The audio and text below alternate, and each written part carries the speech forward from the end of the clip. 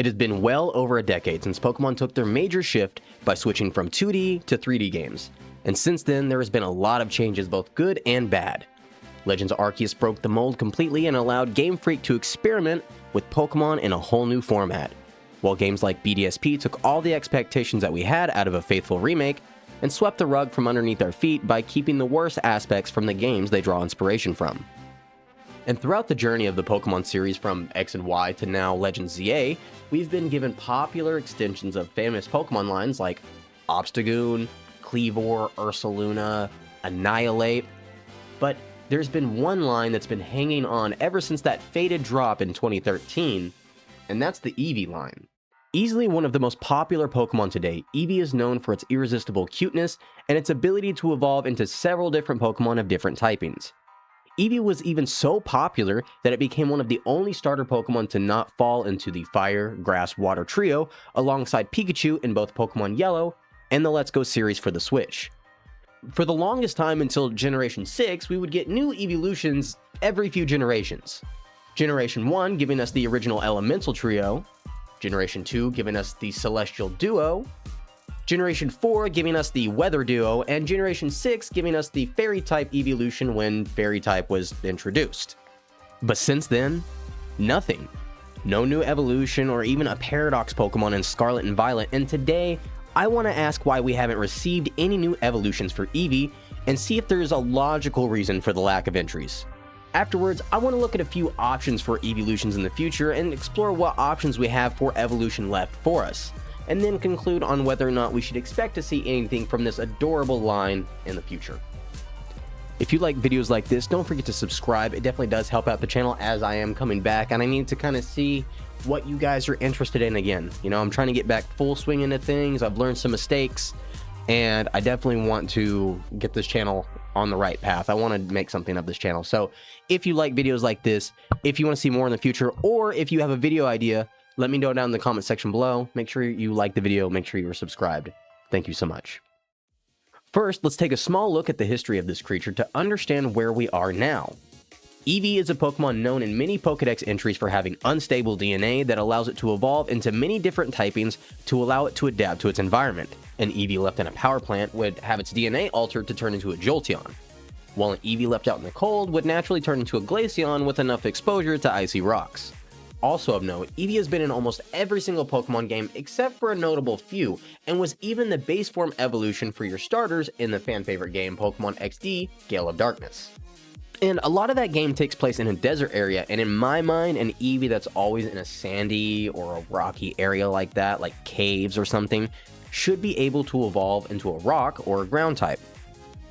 And as I'm sure you're all aware, but we'll do a quick refresher, Eevee evolves primarily one of two ways, either through an evolutionary stone or through friendship and another prerequisite of some kind, such as the time of day or however exactly Sylveon evolves again, I can't remember.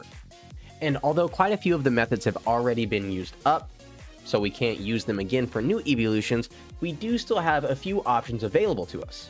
So the big question, what's stopping Nintendo and Game Freak from churning out more of these cute little moneymakers? I mean, the entire evolutionary line is easily one of the fan favorites and has almost as much representation as Pikachu, so what gives? Well, if I'm being honest, the main answer I think that makes the most sense is also kind of boring, and it's how the Pokemon stats work. See, every evolution of Eevee has a base stat total of 525, with the only difference in stats being how they're mixed around. For example, Vaporeon stats are 130, 65, 60, 110, 95, and 65, while Leafeon's are 65, 110, 130, 60, 65, and 95. Same exact stats with a different order. And I think this is the primary reason for the main lack of evolutionary lines in the future date, because there's only so many ways those stats could be mixed around while keeping the Pokemon feeling fresh. For example, we wouldn't want to have, like, say, a bug-type Pokemon with the exact same stats as Jolteon, because then it would just feel like a bug-type Pokemon cosplaying as Jolteon, or Jolteon cosplaying as a bug-type. Another good example, how would a fighting-type Eevee have its stats spread? Probably focused on attack and speed. Well, the same thing could be said for a normal type, a flying type, or even a dragon type as well. So long as Nintendo adheres to keeping the same numbers of 60, 65, 65, 95, 110, and 130, then they're gonna have a tough time making new Eeveelutions feel special if they're wanting to make one for each type. However, if they broke the rules and made a new set of Eeveelutions with the same BST but a different stat spread, it could mix things up and add enough variety to allow Nintendo to finish the typing chart of Eevees that we all deserve. I think something like 140, 120, 80, 80, 65, 45 would be enough to get some cool min-max builds without making anything too broken. And last but not least, we have future Eeveelution prospects. What typing should we expect? What could these designs look like, and what of the names?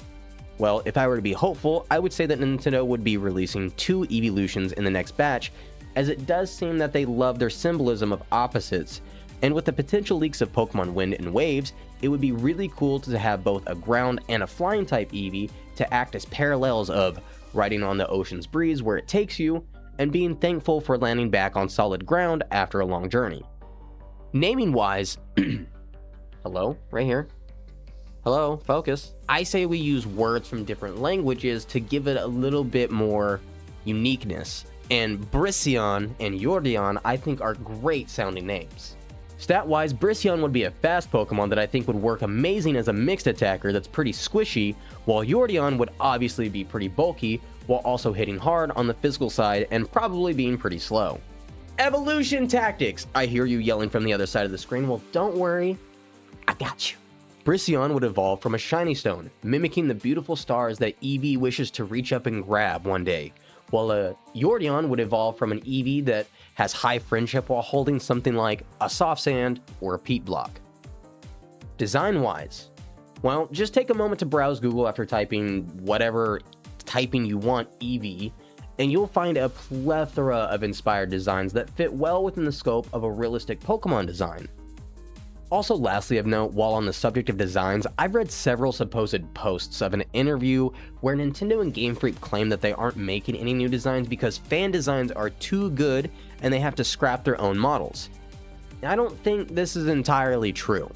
I mean, it may be partially true, knowing how Japanese culture, Japanese ethics, not ethics, but like business ethics, and just how in-house Nintendo is. I definitely wouldn't doubt that they want to scrap some of their designs if they happen to find a fan design online that's better or almost exactly the same, because one, they wouldn't want to give credit to anybody else, and two, they want to keep all that stuff in-house. So I can definitely see that partially.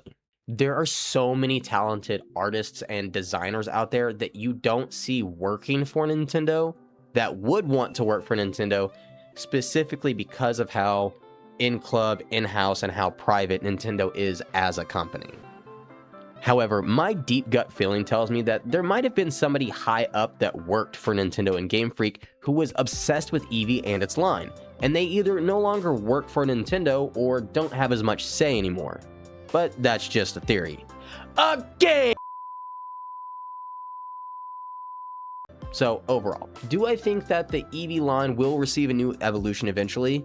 Yes, I do actually. I actually think that the next typings are most likely going to be Dragon and Poison.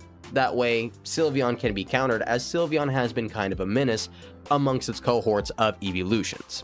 Hail Mary pass out here, I think Nintendo will actually give us a curveball Eeveelution by showing us what an Eevee would look like, fully evolved as a normal type, if it grew up in its own stable environment and didn't need to change its DNA, because that's what Eevee's all about.